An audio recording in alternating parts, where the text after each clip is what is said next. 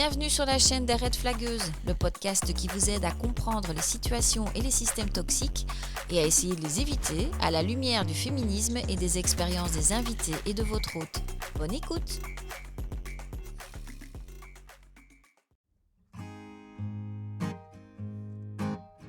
I got a letter this morning, boy. Hey, hey, honey. I got a letter this morning, boy. Hey, hey, honey. I got a letter this morning, gonna see you when the sun goes down. I couldn't read it for crying, boy. Hey, hey, honey. I couldn't read it for crying, boy. Hey, hey, honey. I couldn't read it for crying, gonna see you when the sun. Alors je suis ravie de vous accueillir dans cette deuxième salve d'épisodes. Là on est en plein travail d'enregistrement. Je suis vraiment super excitée à l'idée de vous faire découvrir les nouvelles thématiques. Alors dans le désordre, on va parler désir de maternité ou non désir d'enfant. On va parler de monoparentalité, on va parler de cinéma aussi avec un épisode spécial Halloween qui abordera le film Jennifer's Body. Je serai accompagnée de deux passionnés du cinéma. Nous avons aussi un épisode qui nous permettra de redécouvrir ou découvrir Julie Lambé, poétesse et slameuse, belge, wallonne, qui nous parlera d'intersectionnalité. On rencontrera Marie sur la question de la place des femmes dans le rap. Voilà, je pense qu'on va avoir plein de choses à se dire et plein de choses à découvrir et à transmettre. En tout cas, si vous avez envie d'apporter votre contribution au projet, n'hésitez pas à m'envoyer un mail à lesredflagueuses@gmail.com. En tout cas, je vous souhaite une excellente écoute de ce nouvel épisode. On se retrouve tout bientôt sur les réseaux. N'hésitez pas à partager. Et puis, je rappelle le Tipeee si vous avez l'occasion de faire un petit don.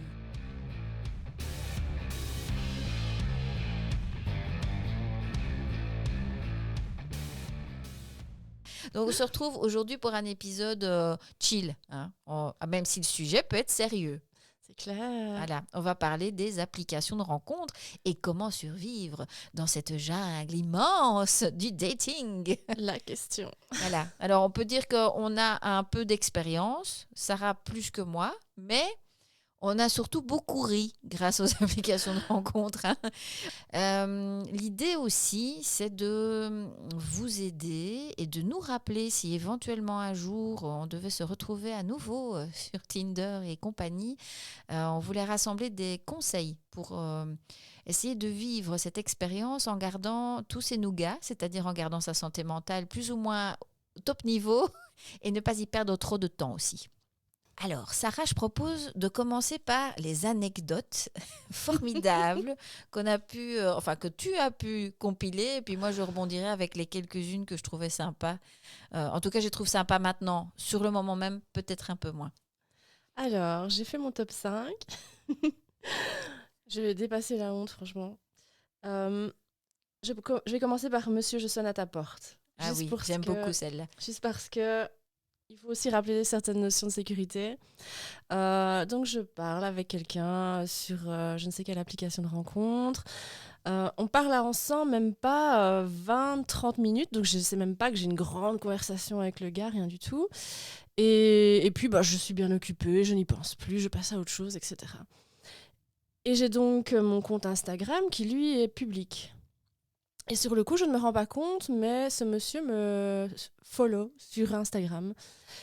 Et un beau matin, un samedi matin, quelqu'un sonne à ma porte. Et je me dis, tiens, je n'attends personne, c'est bizarre. Heureusement, j'ai un interphone. Heureusement, je n'ouvre pas directement la porte sur la rue. J'écroche mon interphone et là, j'entends, ah ben salut, je ne sais même plus son prénom. Je t'ai retrouvé. Je fais, pardon ? Qui êtes-vous, monsieur ? Que me voulez-vous ? Savez-vous que la police est déjà en route ? Et donc, il me dit « Ah, mais remarque, je suis quand même un bon inspecteur, hein, tu pourrais me féliciter. » J'étais là « What ?» Et en fait, il m'explique que sur mon Instagram, il y a un selfie où je suis de dos à l'église de mon village. Et que donc on voyait l'église dans mon dos et qu'en fonction de ce qu'il y avait dans mon dos, il avait déduit où j'habitais. Ah ouais, quand même. Et donc il était venu sonner à ma porte. Super. J'ai pété mon câble, le gars ne comprenait pas pourquoi. Heureusement, c'était pas quelqu'un de malveillant. Parce que sur le coup, je me suis dit, mais quand même, il pourrait être n'importe quand devant chez moi, etc. Non, il ne l'a pas fait. C'est juste, il est resté tout penaud de ah bah zut, moi j'avais trouvé la solution de l'énigme, quoi. Oui, Et d'accord. donc, Mais c'est quand même dingue qu'il ne se soit pas dit que c'était quand même vachement cringe, quoi. Voilà. Donc, premier conseil, on ne va pas à l'adresse, même si on la devine, même si on a un très bon enquêteur, on ne va pas chez les gens sans qu'on ait été invité. C'est sûr. Et puis, du coup, j'ai revu un peu mes infos que j'avais sur Insta, etc., de me dire, sur une bête photo où on voit une église en arrière-plan, on peut en déduire tellement de choses. Moi, j'imaginais même pas, je ne m'étais jamais posé la question de savoir si quelqu'un allait faire ça.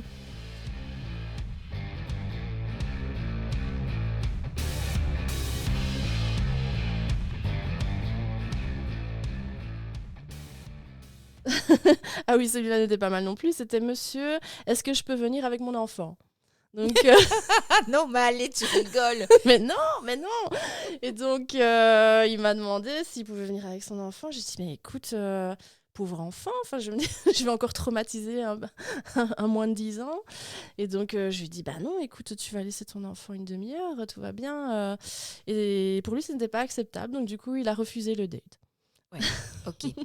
Je peux imaginer qu'il y ait des gens qui n'aient pas de famille ou qui n'aient pas une garde alternée qui soient coincés. Ça, c'est clair que c'est compliqué, mais c'est vrai que pour la première rencontre, c'est quand même spécial. Je me suis dit, cet enfant, qu'est-ce qu'il va faire ? Oui, c'est ça. Il va s'asseoir entre vous deux. C'est ça. Donc voilà, je n'ai pas de problème avec les gens qui ont déjà des enfants, etc. Mais là, je me suis dit, c'était quand même un petit peu précipité pour la rencontre. Il y avait les papiers d'adoption, en fait, pour toi. C'est ça. Il y a un quart d'heure après, il a me proposé de me faire tatouer son prénom. Voilà, c'est ça. Bon, écoute, tant qu'à faire, autant aller vite, pas de temps à perdre. Voilà. Et alors, j'ai le top du top de mes dates, franchement, où là, je me suis dit, je rentre dans une autre dimension, j'imaginais même pas le quart de moitié de ça. En fait, ce qu'il faut savoir sur moi, c'est que je suis grande. Donc, je suis sortie pendant longtemps avec quelqu'un qui était plus petit que moi, ça ne m'a jamais posé problème, mais là, j'avais dit, j'aimerais bien quelqu'un qui fasse ma taille. Assez rapidement, je leur donne ce critère-là, pour ne pas leur faire perdre leur temps, etc., etc. Et donc, ce gars me dit, oui, mais moi, je fais 1m85, pas de problème, blablabla. Bien entendu, j'arrive au date. Il faisait pas 1m85, il faisait une tête en moins que moi. Carrément. Mais oui, parce qu'il est sorti de sa voiture et j'ai fait pardon. Mais bon, tu vois, sur le moment, je me suis dit, ça faisait un petit moment qu'on parlait ensemble, ça faisait une semaine et demie, quelque chose comme ça. Il était super sympa. Je me suis dit, bon, passe au-delà de tes critères, etc. Peut-être que tu vas passer un excellent moment et qu'on s'en fout de la taille, quoi, tu vois. Même si, dans un premier coin de ma tête, ça me dit quand même, ce monsieur m'a menti avant même de commencer. Exactement. Donc, bon, mais après, je peux comprendre que peut-être il l'ait fait parce qu'il savait que j'allais le recaler s'il donnait sa taille directement et que voilà, peut-être que je pouvais passer au-dessus. Bref, je passe au-dessus. Oui, c'est le cas de le dire. Je passe au-dessus. Ensuite, on commande des cocktails, etc. C'était des cocktails assez chers. J'étais embêtée de lui faire payer des cocktails si chers au premier rendez-vous. Et donc, je lui dis, mais écoute, il n'y a pas de problème. Tu mets le premier, je mets le deuxième. Il commence à chipoter sur le fait que non, les femmes, ça ne paye pas. Déjà là, il m'avait saoulée parce que ne chipote pas, dit oui, ok, et puis basta. Oui. Et donc, je me suis dit, ok, donc déjà, il est en train de prendre la tête avec ça. Et puis bon, on discute et puis ça se passe bien. En fait, je me détends, je rigole, il est super sympa. Je me dis, bah écoute, c'est peut-être un mauvais première impression, voilà, mais bon. Et puis à un moment, enfin je dis un moment, ça devait faire 30-40 minutes qu'on était là, hein, c'était pas non plus 4 heures plus tard. Le gars me regarde et me dit, mais en fait, t'habites pas loin. Et j'ai dit, bah non, effectivement, j'habite 2 rues à côté, etc. Et il me dit, on va chez toi ? Il ne perd pas son temps, le monsieur. Ouais, bon, direct. Ok, pourquoi pas, tu vois. Et je n'ai même pas le temps de prendre ma respiration que le mec me fait. Non, mais je te préviens tout de suite, hein, avec moi, c'est sans capote parce que je déteste ça. Et là, je te jure, mais sur ma chaise, j'ai même pas pu répondre. Tu vois, je suis restée les yeux grands écarquillés. Et je me suis dit, mais qu'est-ce que je fous là ? Et donc, je n'ai même pas su répondre. En fait, j'ai attrapé mon sac à main. Je l'ai pris, on était en terrasse, ma voiture était à 2 mètres de là, je suis montée dans ma voiture sans un mot et je me suis cassée, quoi. Qu'est-ce que tu veux répondre à ça en plus? Mais le truc, c'est sur le moment, après, quand j'étais dans ma voiture, je me suis dit, non, en fait, je lui plaisais pas et il m'a sorti une énormité pour que je me casse, en fait, pour écourter le rendez-vous. Ouais, c'est trash quand même comme technique. Sauf que non, 2 jours après, il m'a renvoyé un message en me disant tu me plais beaucoup, je pense qu'il y a eu un malentendu. Ah non. Quel malentendu sur quoi exactement? Et Oui. donc là, je me suis dit non, là ça va loin quand même. Pour que quelqu'un, après 30 minutes, te propose un rapport sans préservatif, Ouais. il y en a C'est qui ça. ne doutent de rien, quoi. Oui, c'est pas mal, c'est pas mal.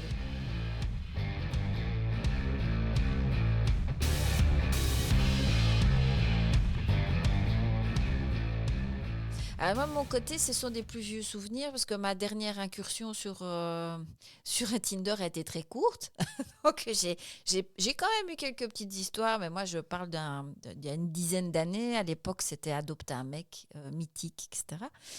Et alors moi, c'est pas forcément drôle. Je voudrais juste dire que les gens qui sont pas bien au niveau psychologique ont le droit de chercher l'amour et ont le droit d'être présentes sur les applications de rencontres.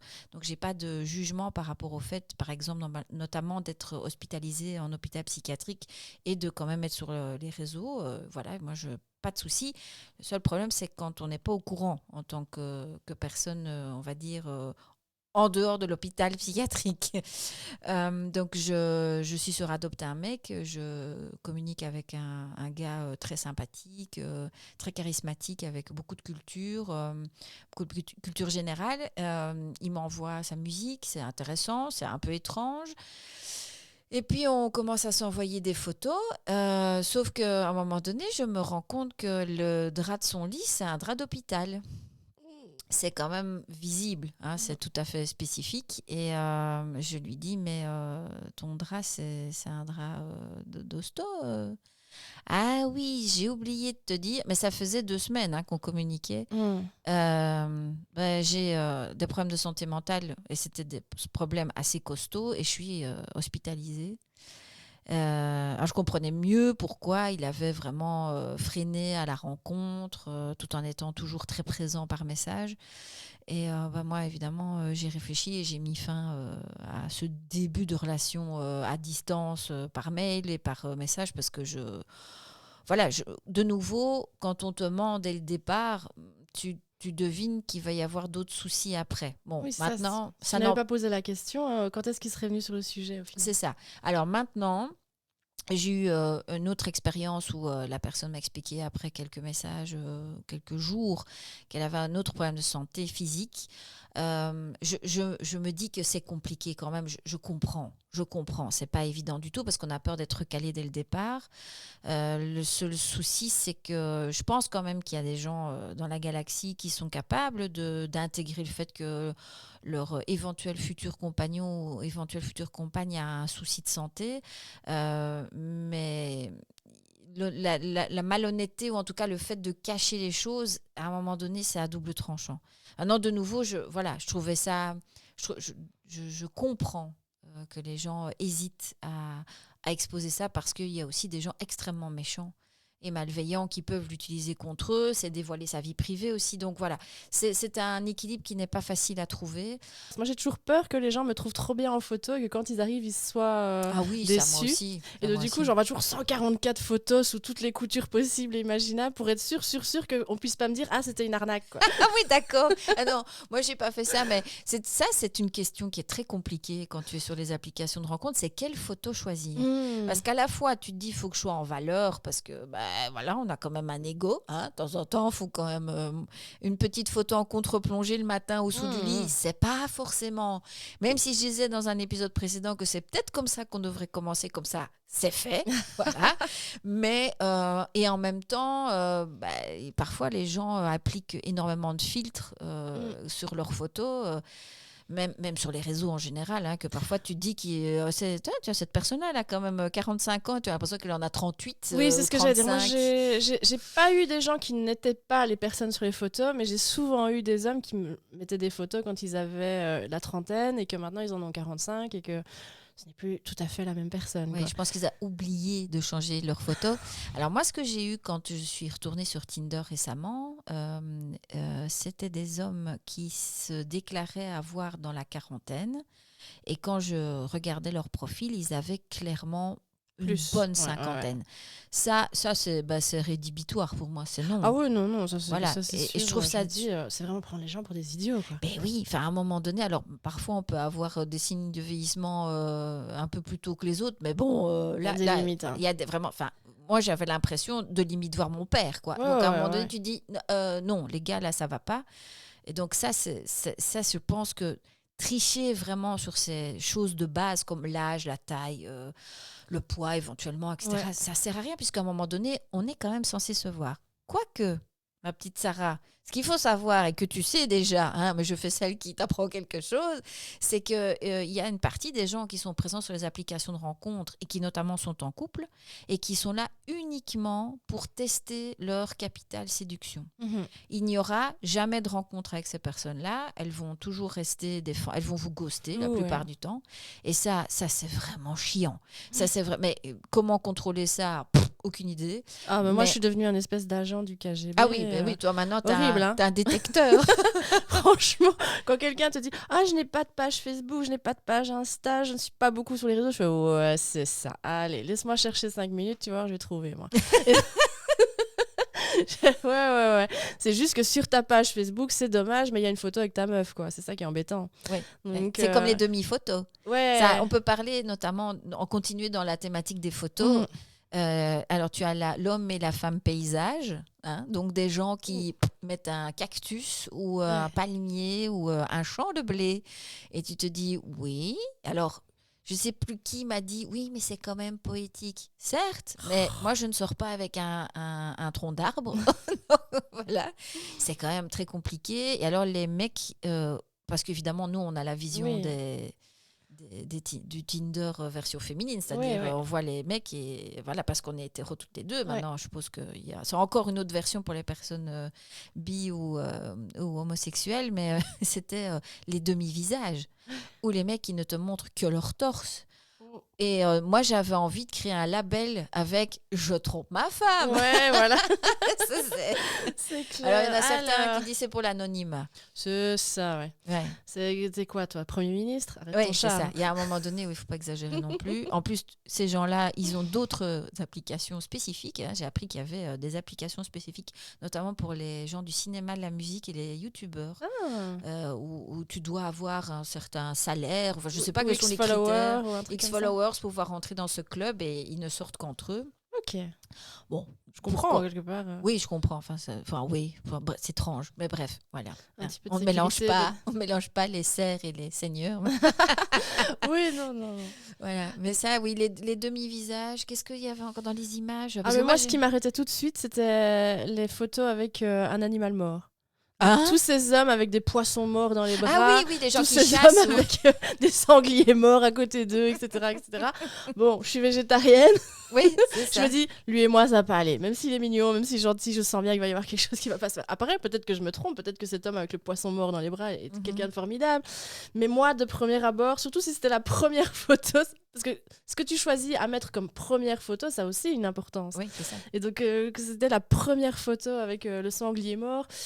Mais ça me refroidissait, quoi. Alors, évidemment, moi, je vis dans un monde à part, probablement, mais qu'est-ce qui, dans la tête de quelqu'un, peut lui faire dire « Je vais mettre un trophée de chasse et ça va plaire ».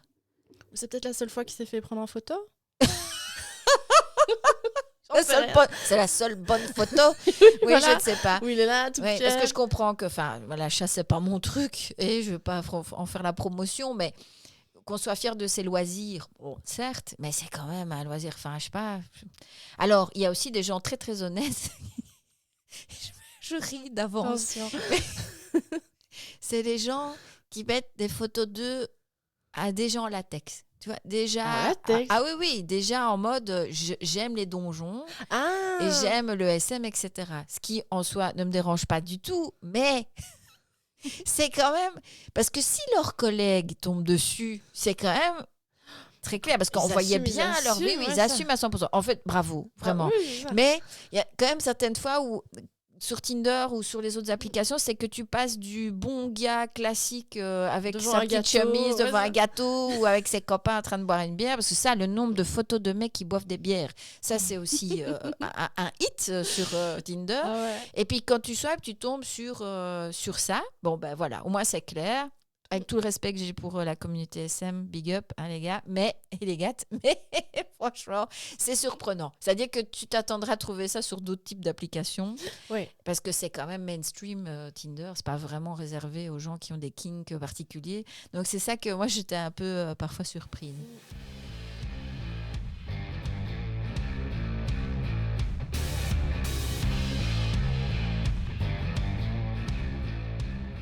Mais moi, dans l'autre sens, à un moment, je me suis posé des questions sur mon propre profil, parce qu'en fait, je n'avais que des soumis qui m'écrivaient. Ah. Et donc je me suis dit, à mon avis, mon profil est un peu trop carré, rentre dedans, j'en sais rien. Ils imaginaient tous que j'étais maîtresse SM. Ah. Et donc j'ai reformulé mes phrases, tu vois, ma petite description, etc., pour la rendre plus mignonne et gentille, parce qu'apparemment j'étais trop clac-clac, tu vois. Ouais. Et donc j'attirais, enfin voilà, on m'a proposé plusieurs fois des centaines d'euros pour venir classer mes petites culottes par ordre de couleur ou des trucs comme ça. Je fais, bah c'est bien gentil, mais non merci. Enfin, Ouais, je ne suis pas restée assez longtemps pour avoir ça, mais moi, ce que j'ai eu, c'est des dick pics. Hein. Ça, Ah oui, ça. Voilà, la récolte est merveilleuse. Alors, j'aime beaucoup ta technique, Sarah. Ah, Tu peux expliquer? je la raconte. Allez.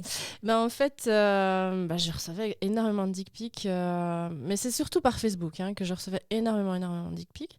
Et en fait, sur mon compte Facebook et sur mon compte Instagram, j'ai mis un petit warning qui explique que si je reçois une dick pic, je prends tout de suite en capture d'écran à la seconde, parce que souvent les personnes qui envoient une dick pic la suppriment tout de suite derrière. Mhm. Parce que l'important, c'est que tu l'aies vue. Une fois que tu l'as vue, voilà. Et donc, je prends tout de suite une capture d'écran et je demande à la personne de verser sur mon compte en banque 200 euros. Sinon, cette photo est envoyée à toute personne autour d'elle, donc à ses amis, à sa famille, à sa femme, à qui il faut, mais c'est tout de suite envoyé. Parce qu'à un moment, je me suis dit, il n'y a pas de raison que les gens se fassent plaisir sur mon compte gratos. Ah oui, c'est vrai. Et donc, voilà. Mais je me suis dit, non, fini de subir de façon passive. Je me suis dit, je te rentre dedans, mon gars. Donc, les nudes, justement, ça c'est un des points. On reviendra sur une petite liste de conseils sur les réseaux. Et moi, il y a quelques années, j'étais moins au fait des risques qu'on prenait en envoyant une photo, même si on n'a pas sa tête dessus, de parties du corps qui sont des parties en général qu'on cache aux autres. Il faut vraiment faire attention à ça. Non seulement il faut faire attention à ne pas l'envoyer à n'importe qui, franchement, le message, n'en envoyez pas. Voilà. Sauf si vous êtes en couple depuis 10 ans, éventuellement, mais c'est une arme pour se venger, pour faire du revenge porn. Mais c'est aussi ne pas en envoyer tant qu'on n'a pas l'accord de la personne. Surtout, moi, j'ai reçu une dick pic d'un gars avec qui je sortais tout début, en pleine réunion. Donc moi, j'ouvre sa conversation parce que je vois qu'il m'a envoyé un message, mais style, on s'installait autour de la table de réunion, j'avais mon ordinateur, j'avais mon téléphone, et je vois s'afficher en grand son sexe, et je me dis, mais enfin, il aurait pu me prévenir parce que c'est très très très gênant. Alors heureusement, je travaille dans une équipe qui est, c'est ça, une équipe qui est assez cool, mais personne n'a rien vu parce que je crois que j'ai jamais aussi vite retourné mon téléphone de toute ma vie. Mais je lui ai envoyé un message en me disant, mais pourquoi tu fais ça? Enfin, tu m'as pas prévenu. Il me dit, je pensais te faire plaisir. Alors, je reviens là-dessus. Une photo de sexe dans un WC avec le PQ à côté ou la manne à linge, c'est pas ça qui fait plaisir aux femmes en général.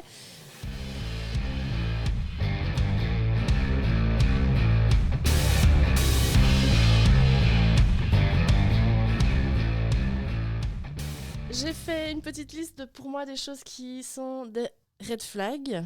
Oui.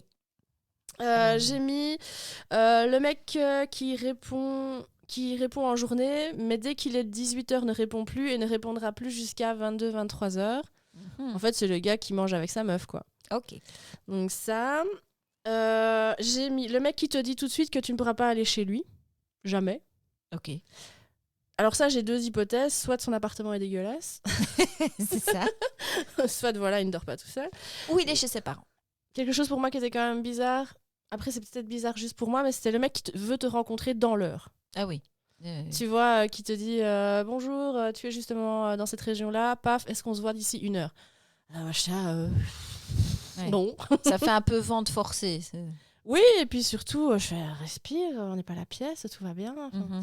Et donc, je ne sais pas quel est le meilleur timing pour rencontrer quelqu'un. Tu vois, il y a des gens qui vont mettre longtemps, il y a des gens qui vont mettre moins longtemps. Moi, dans ma tête, je me disais, bon, une semaine et demie, juste le temps de pouvoir un petit peu tourner les différents sujets qui me tiennent un petit peu à cœur sans pour autant avoir à parler toute la journée, parce que bon, j'ai un travail, j'ai une vie, je peux pas rester toute la journée sur mon GSM à faire connaissance avec quelqu'un. Et je me disais, et en même temps, au-delà d'une semaine et demie, j'avais l'impression que je me projetais trop. Et que donc, quand je rencontrais le gars, j'étais forcément déçue parce que j'avais imaginé 36 choses. Oui, c'est vrai. Et donc, il n'y a rien à faire entre ton imaginaire et le gars qui est en face. Fatalement, il sera imparfait de toute façon. Et donc, j'avais un côté, j'étais déçue, quoi. Moi, j'avais tendance à la fin, que ce soit il y a quelques années ou récemment, à vouloir rencontrer la personne assez rapidement, mais pas dans l'heure.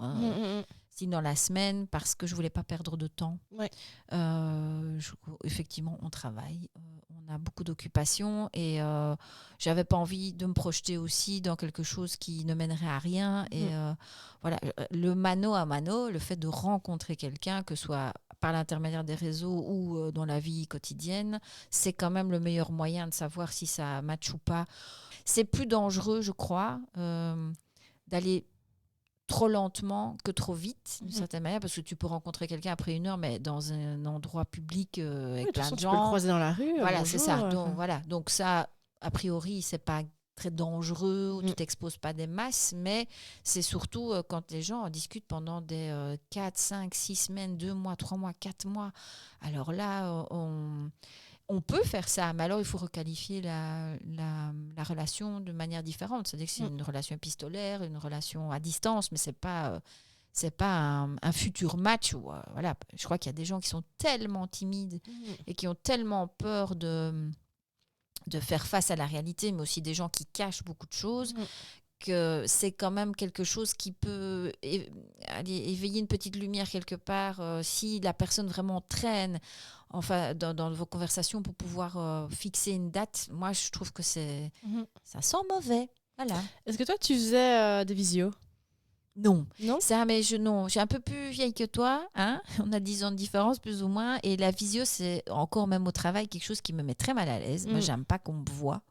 Travaillant quand même sur les questions de médias, il y a une formation quand même sur cette question-là. Je trouve que la vidéo et le téléphone et la photo, c'est déjà une autre vision des gens. Donc moi, je préfère les rencontrer en vrai. Ah ouais, moi je faisais des gradations. Donc c'était, on peut parler un petit peu, si ça se passe bien, alors on peut s'ajouter sur une autre plateforme.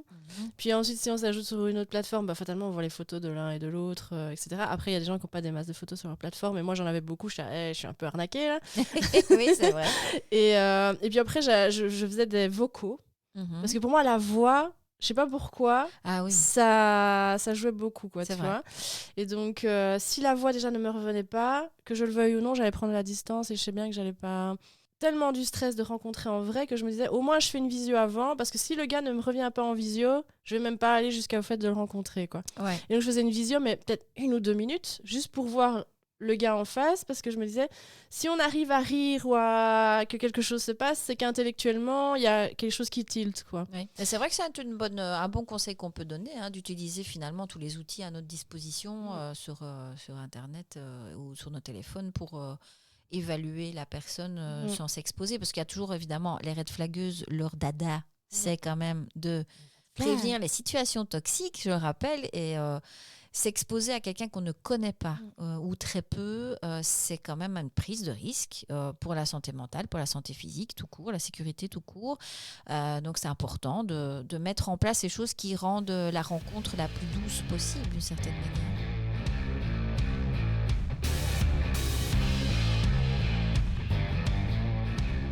Tu as lu un livre assez intéressant, tu peux nous expliquer ? Oui, c'est Dating Fatigue, Amour et solitude dans les années 2020 de Judith Duportail. Eh bien, tout simplement, elle avait écrit le précédent livre qui parlait de Tinder et qui a lâché le fait qu'il y avait des statistiques, qu'on avait des points, etc. Et que donc on n'était pas tous égaux face à Tinder. Et ça, c'est la suite, en fait, c'est qu'est-ce qu'on fait alors si on ne peut pas utiliser Tinder pour rencontrer. Donc dans un premier temps, elle décide qu'elle ne veut pas rencontrer, qu'elle en a marre, que ça suffit, que de toute façon elle ne rencontrera personne. Puis finalement, elle rencontre des gens, mais ça galère, etc. Elle explique surtout la fatigue de devoir chaque fois recommencer avec une nouvelle personne, tout lui réexpliquer, lui redonner les consignes de vie, etc. Alors que on les répète pour la 120e fois au final. Et c'est un livre qui donne un peu d'espoir ou pas? Je vais pas dire la fin. Ah, d'accord, spoiler alerte. Mais je trouve que ça vaut la peine de le lire en tout cas pour se sentir moins seul au moins. Okay. Parce que bah oui, en 2020, on a 3000 façons de rencontrer des gens et en réalité, on n'en rencontre pas tant que ça. Oui, c'est vrai. Alors, toujours dans son livre, Judith Duportail, Dating Fatigue, aborde la question de tiens, qu'est-ce qu'on fait si on ne va plus sur les applications de rencontres? Alors, je vous lis l'extrait. La réalité, c'est que je ne sais pas. Je me suis désintoxiquée de Tinder, je ne suis plus accro. Mais ça ne suffit pas. Je ne sais pas quelle est la suite, je ne sais plus draguer, dans la vraie vie ou ailleurs. Je m'ennuie à mourir en date et les hommes me font beaucoup plus peur aujourd'hui qu'à 20 ans. Je me suis barricadée, comme tout le monde. La séduction est devenue pour moi un jeu d'obstacles, de jugement en contre-jugement, un entretien d'embauche pour déceler comment on peut s'entre-utiliser. I got a letter this morning, boy. Hey, hey, honey. I got a letter this morning, boy. Hey, hey, honey. I got a letter this morning, gonna see you when the sun goes down.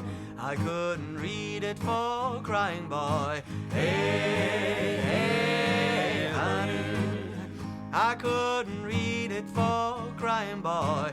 Hey, hey, honey. I couldn't read it for crying. Gonna see you when the sun goes down. I got a gal in Georgia, boy. Hey, hey, honey. I got a gal in Georgia, boy. Hey, hey, honey. I got a gal in Georgia. I'm gonna see you when the sun goes. Ah oui, alors j'avais mis sur mon profil Tinder, etc. J'avais mis pas de plan cul. Mm-hmm. Et ça, en fait, c'est devenu un défi pour énormément de gens. Ah. Et donc, j'ai enlevé le pas de plan cul et du coup, j'ai eu moins de propositions de plan cul. Ah oui. Mais moi, j'ai eu l'autre chose. Enfin, j'ai eu une autre version de cette contradiction. Mm-hmm. C'est que moi, j'avais mis que j'étais féministe. Et du coup, je me prenais des loups. Moi aussi. Qui venaient me dire pourquoi t'es féministe, je comprends pas. Enfin, voilà. Et donc, j'étais enfin. Je voilà. bloquais tout de suite. Moi, je pensais que ça allait les faire partir, mais en fait, non, ça les attirait. Oui, mais oui, parce qu'ils cherchent le challenge. Là, tu vois, genre, ils vont te faire changer la vie. Et en plus, j'avais mis et si tu es raciste, passe ton chemin. Alors là, j'avais droit à vraiment un florilège d'attaques, vilaine. Pour qui tu te prends, quoi, en gros. C'était comment osais-je exprimer mes opinions politiques de base. Voilà. J'ai pas fait dans la dernière version de mon compte Tinder, mais je pense que ça s'entend très vite quand on parle avec moi que j'ai des opinions politiques assez tranchées là-dessus, et je pense que ça a permis un certain tri. Ah oui, ça c'est clair. Mais moi, je fais du tri énormément. Hein. Je fais exprès de genre, comme par hasard, parler d'un sujet d'actu ou des trucs comme ça, et voir un peu comment la personne s'en sort avec ça. Parce que non, il est hors de question que je me mette en contact avec des gens avec qui de toute façon je vais m'engueuler. Donc, oui, ça. Mais par contre, j'aimerais bien revenir sur la question des algorithmes, justement, puisqu'on évoque pourquoi on tombe sur telle ou telle personne. Donc, je lis le chiffre, il y a 75% de mecs sur Tinder. Donc, ça veut dire qu'ils ont beaucoup moins de matchs et de likes que nous, en tant que femmes, puisque eux vont foncer sur les quelques personnes disponibles. Et nous, on a l'embarras du choix, d'une certaine manière. Hein, je mets des guillemets. Mais par contre, moi, ce qui m'interpelle, c'est que il y avait, quand j'ai rencontré mon compagnon actuel, j'ai vu son profil Facebook en même temps que son profil Tinder. Comme par hasard. Comme par hasard. Donc, ça veut dire que les plateformes échangent des données. Or, Tinder et Facebook, c'est a priori pas Meta, c'est pas le même groupe, mais c'était quand même c'est pas une coïncidence. Enfin, je suis désolée, je le vois sur Facebook, mais je ne l'ajoute pas parce que je ne le connais pas, même si je vois qu'on a des amis communs, mais je trouve à mon goût. Et puis, je vais sur Tinder et là, je vois sa tête direct. Je me dis, là, c'est clair, je peux y aller. Il est là pour ça, pour rencontrer quelqu'un. Ce serait la géolocalisation ? La géolocalisation, mais aussi Facebook Rencontre, à mon avis, qui a fait un lien avec la plateforme Tinder. Donc, il y a vraiment des échanges de données. Par contre, moi, ce que je n'ai pas très bien compris, et je n'ai pas assez enquêté là-dessus, c'est que moi, je suis quand même assez transparente sur les réseaux, puisque je suis assez présente, toi aussi. Donc, un algorithme peut relativement facilement définir quelles sont nos orientations politiques, notre orientation sexuelle, nos goûts, etc. Et me proposer des gens, mais qui étaient à l'opposé de ce que j'étais. Alors, ça permet de rester ouvert d'esprit, ok, mais je n'ai pas très bien compris. Il y avait aussi des erreurs du style, je mettais un périmètre quand même assez limité, et je me retrouvais avec des mecs du sud de la France. Quoi. Ça, je crois qu'il y a une raison à ça. Je n'ai pas... Moi, j'avais lu que le but des applications de rencontre n'est pas que tu rencontres des gens. Mais oui. Le but est que tu restes là et que tu consommes toujours plus, etc. Et que tu payes toujours plus en espérant améliorer tes recherches, améliorer ceci, améliorer cela. Et qu'en réalité, s'il y a l'homme de ta vie sur Tinder, les chances qu'il te le propose sont en fait infinitésimales. Ouais. Et que donc, ce qu'il veut, c'est que tu payes. Oui, c'est ça. Alors qu'à l'heure actuelle, on devrait quand même avoir des outils. Bon, alors, évidemment, ça pose pas de questions sur la vie privée, le respect de la vie privée, etc. Et aussi comment pourrais-je qualifier ça, nos critères sociaux qui sont quand même parfois limitants et qui posent question sur les discriminations, etc.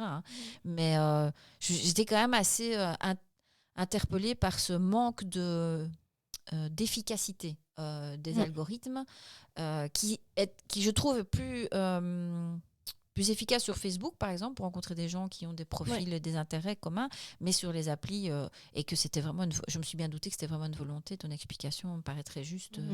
Effectivement, c'est mieux de nous faire lanterner, miroiter, plutôt que de rester 2 semaines et puis salut. Et puis, voilà. Mais bon, il y a quand même des gens qui finissent par trouver. Ah bah oui. Donc, c'est pas ça. Hein. J'ai une de mes meilleures amies ça fait 5 ans qu'elle est avec le gars qu'elle a rencontré sur Tinder.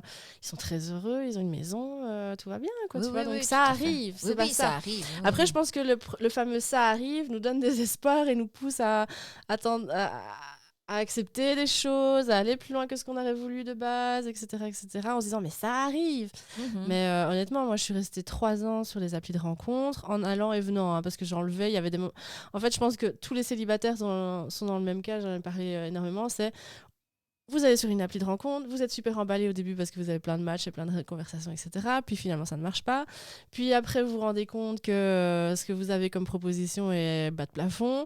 Puis vous enlevez l'application. Vous restez 2-3 mois sans l'application. Bizarrement, je me sentais toujours extrêmement mieux quand je l'enlevais. Ma confiance en moi remontait vraiment en flèche parce que vraiment, pour moi, les applications de rencontre, c'est vraiment ce qui me mettait, mais plus bas que terre, quoi. Oui. Niveau confiance en moi, à chaque fois, je me disais, mais parmi les milliers de gars qu'il y a sur ce truc, il n'y en a aucun qui veut de moi. Enfin, tu vois, donc je me disais vraiment, je suis vraiment tout en bas de l'échelle, quoi, c'est pas possible. Je me remettais sur les applis de rencontre et le cycle recommençait, quoi. C'est ça. Et donc, c'était un petit peu un cycle infini comme ça, où j'avais la rencontre de trop qui me faisait dire, c'est bon, j'arrête, je balance tout. Et puis après... Je restais quelques mois sans et puis finalement j'y retournais parce que je me disais comment est-ce que je veux rencontrer quelqu'un au final, parce que je travaille toute la journée, je sors pas énormément, je sors un petit peu mais je sors pas énormément. Il y a un moment j'avais l'impression de tourner un peu en rond parmi les mêmes cercles d'amis, etc. Je me dis, il n'y a que par les applications de rencontre que je peux rencontrer quelqu'un, quoi. Oui, c'est un miroir aux alouettes, mais qui fonctionne de nouveau, on le précise, hein, ça marche pour certaines personnes. Mais j'ai lu aussi qu'au plus longtemps tu y restais, au plus tes chances de rencontrer quelqu'un, ça me nuisait, en fait. Ouais. Donc, d'une certaine manière, ça doit marcher dans les 3-4 mois qui suivent l'inscription sur la plateforme. Et puis après, si on part au-delà, là, on tombe effectivement dans ce cercle vicieux dont tu parles.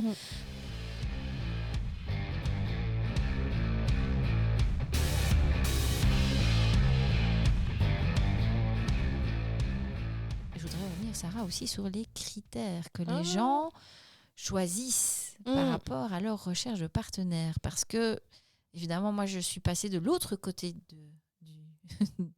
du Rubicon, pour reprendre une référence historique bien connue des jeunes. Je suis passée de l'autre côté de l'écran et j'ai vu les Tinder de mes amis masculins. Ouh. Et donc, parce que moi, je me faisais une idée, oui, nous, c'est vraiment l'horreur et eux, ça doit vraiment être, ça doit être Disneyland. Ah bah non. Non, c'est pas Disneyland. Donc, nous, on se tape quand même... c'est vrai, énormément de likes, mais de gens affamés, donc qui ont des comportements déplacés.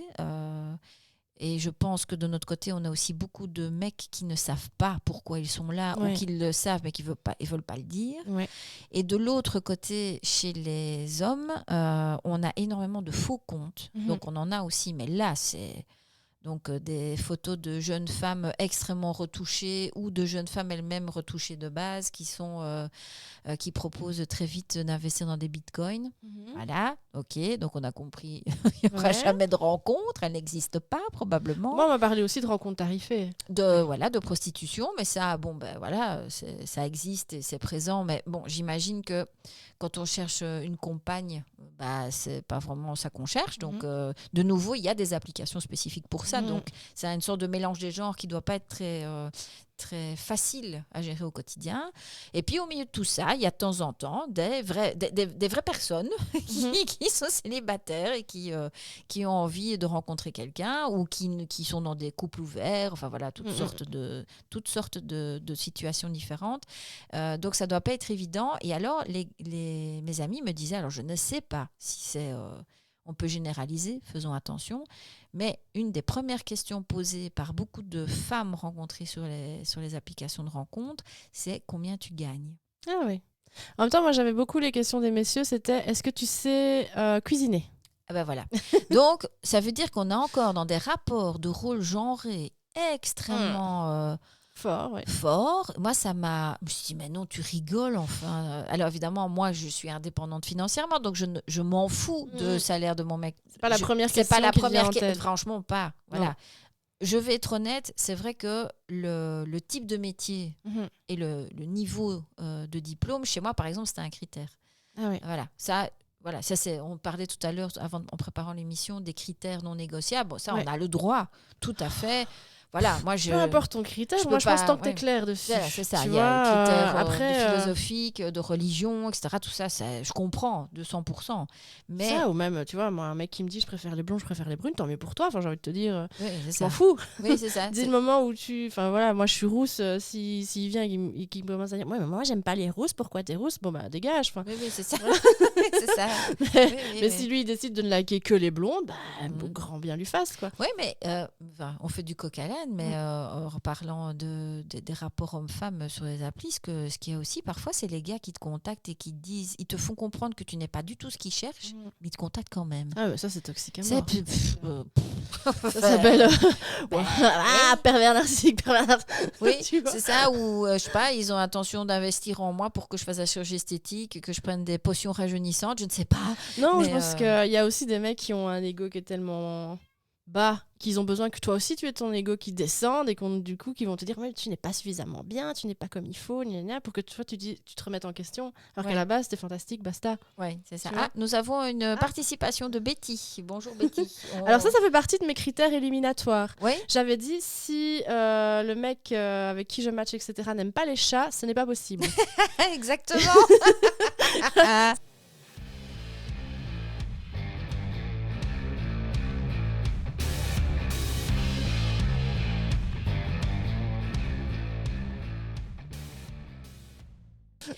Donc, pour revenir sur la question des critères, je pense qu'un conseil qu'on peut donner aux hommes comme aux femmes et aux personnes qui se situent entre les deux, c'est essayer d'aller sur les applications de rencontres en étant clair sur ce que vous voulez.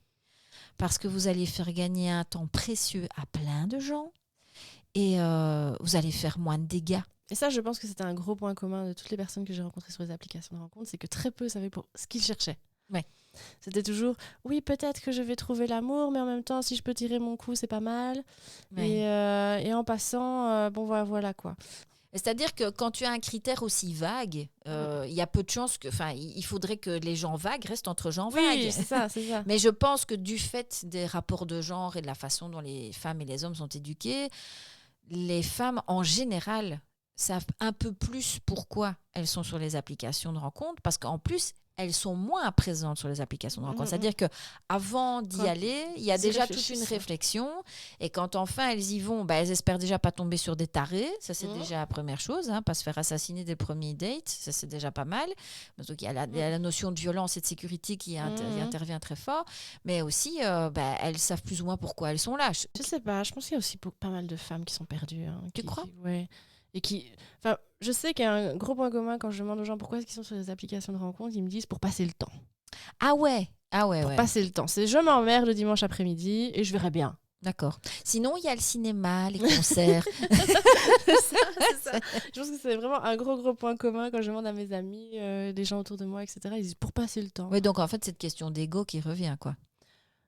Peut-être pas d'ego, mais peut-être de peur de la solitude, de passer son dimanche après-midi tout seul. Ah oui, je comprends. Et que pendant que le dimanche après-midi, tu as une conversation avec 5-6 personnes, tu as moins l'impression d'être tout seul. Même si au final, ces personnes, tu les rencontreras jamais. Mm-hmm.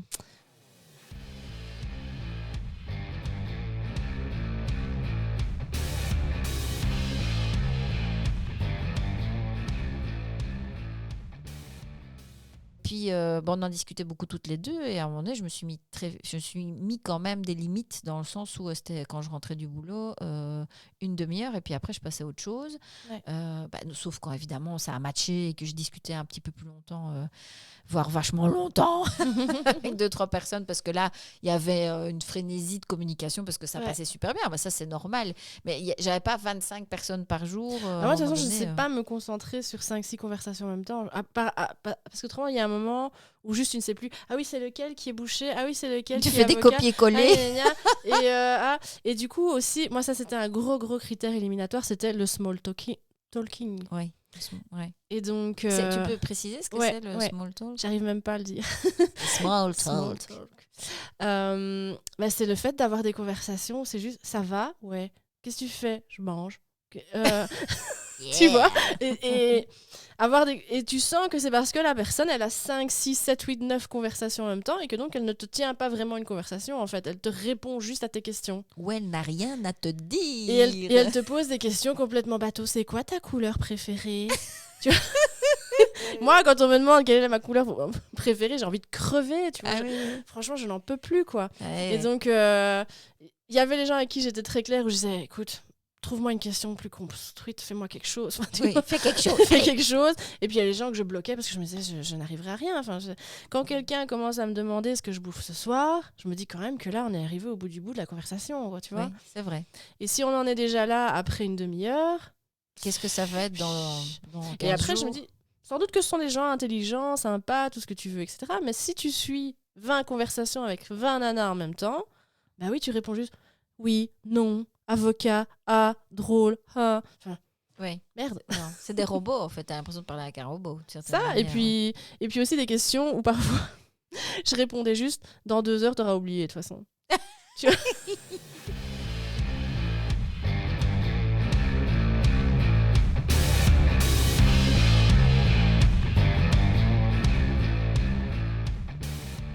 Pour terminer sur les critères, il y a aussi les critères complètement irréalistes que j'ai pu constater sur le terrain en lisant les articles sur le sujet, mais aussi en discutant avec les gens autour de moi.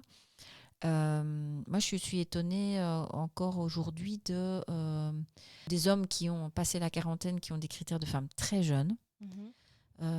Et qui bloquent à 40. S'ils en ont 50, ils ne veulent pas quelqu'un de plus de 40. Donc, moi, c'est avoir une vision de soi très positive, parce que faut. Je pense que c'est aussi peut-être des gens qui inconsciemment veulent rester tout seuls.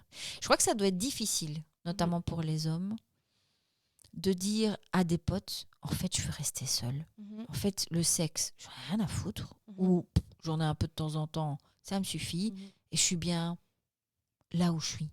Je crois que c'est encore un discours qui doit peut-être être difficilement audible quand on est dans des groupes, même avec d'autres femmes, de dire, moi, le fait de ne pas avoir d'enfants, le fait de rester seule ou d'être en couple et pas avoir d'enfants, enfin, toutes les combinaisons possibles, ça reste quand même des sujets touchy où on ne se sent pas toujours libre de pouvoir l'exprimer et qu'on donne le change en jouant le jeu de la drague, mais au fond de soi, on n'en a pas vraiment besoin. Je pense à toutes ces personnes qui sont asexuelles et aromantiques, qui encore aujourd'hui ont du mal à pouvoir le revendiquer en disant moi j'ai juste besoin d'amitié et de rapports familiaux.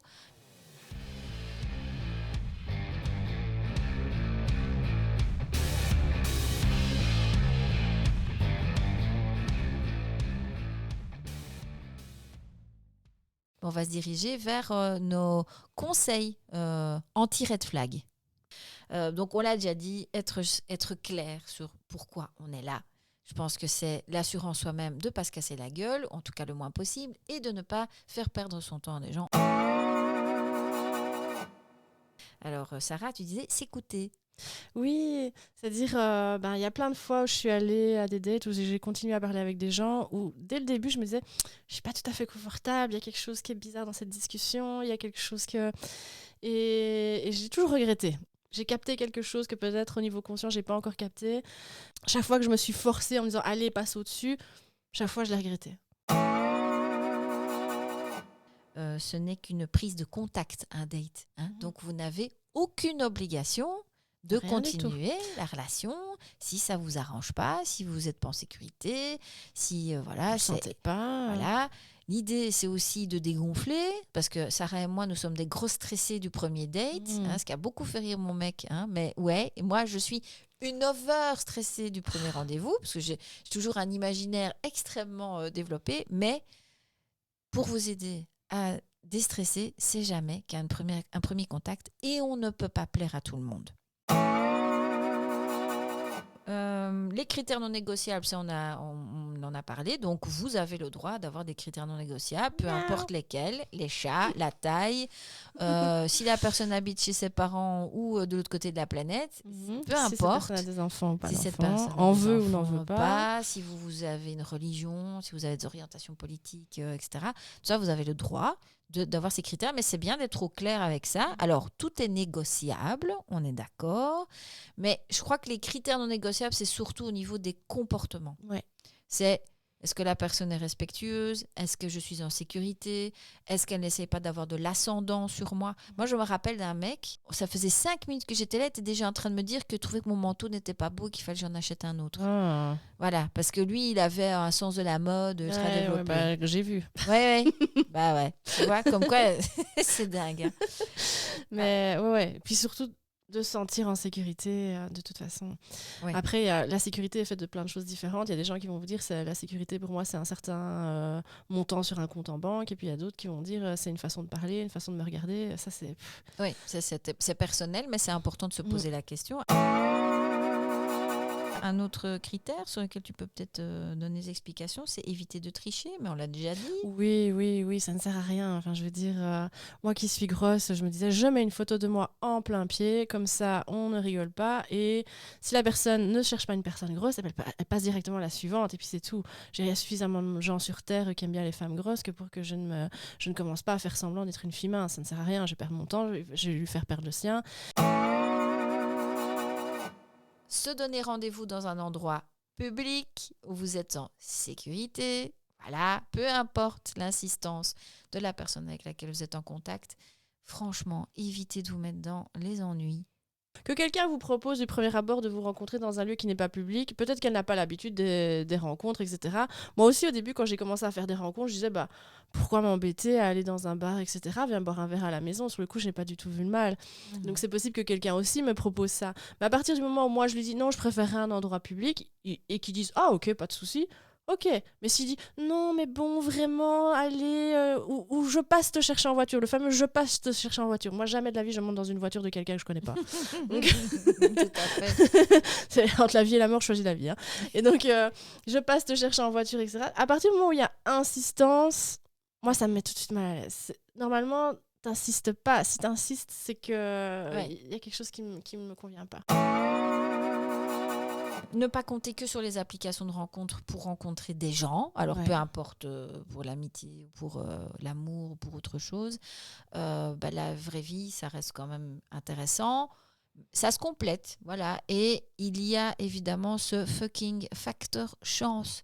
Ça, c'est quelque chose que vous ne pouvez pas contrôler, que personne ne contrôle. c'est difficile à quantifier. maîtriser, à définir. Voilà, et on est vraiment de tout cœur avec les personnes qui, au quotidien, continuent à vivre une solitude qu'elles n'ont pas choisie et qui leur pèse. Alors, n'hésitez pas à dénoncer les dick pics. Alors, peut-être pas à la méthode de Sarah, mais en tout cas auprès des applications de rencontres, parce que au plus on fait pression, au plus les choses changent. Faut pas hésiter à bloquer la personne et à transférer l'image au service client. Ou parfois, il y a même une option dans l'application qui vous permet de le faire. Et pas que les dick pics, les gens qui ont des comportements agressifs, malsains, etc. Voilà, c'est en faisant remarquer les profils problématiques qu'on évite aux autres de les rencontrer après aussi. Ça, rendre service à la communauté, c'est quand même assez sympa. Qu'est-ce que je vais dire ou pas sur une appli de rencontre, à quel point est-ce que je peux donner accès à une personne qu'en fait je ne connais pas, à ma vie privée. Donc est-ce que je dis où est-ce que je travaille exactement, par exemple. Moi je ne dis jamais où je travaille exactement, parce que je me dis j'aurais pas tellement envie qu'un gars débarque sur mon lieu de travail, quoi.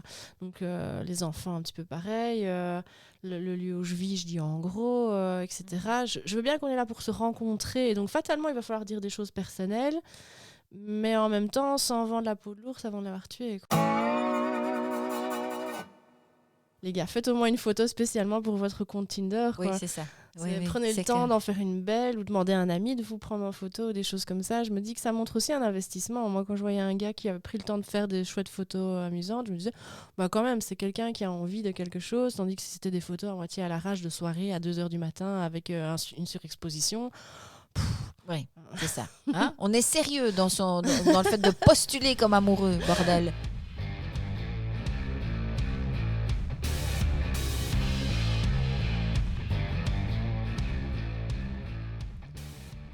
S'y retrouver sur les applications de rencontres, c'est une aventure, on le disait en début d'épisode, c'est une certaine jungle. Donc je vous invite aussi à vous informer sur la façon dont les algorithmes des applications de rencontres fonctionnent. Je vous donnerai en barre d'infos quelques références de livres et de posts Insta, etc. qui en parlent, qui vous permettront de mieux comprendre à quel jeu vous jouez. En tout cas, si vous sentez vous commencez à avoir une certaine addiction, c'est qu'il est temps de prendre du recul, parce que c'est fait pour vous faire dépenser un maximum de pognon et à capter votre attention. Donc c'est vraiment important que vous en soyez conscient et consciente. On vous souhaite de trouver la chose que vous cherchez, peu importe laquelle. Peu importe quoi, trouver. On espère que vous allez trouver sur les applis ou ailleurs. Cœur love sur vous. À très bientôt et merci Sarah. Merci. À bientôt. Bisous. Ciao, ciao.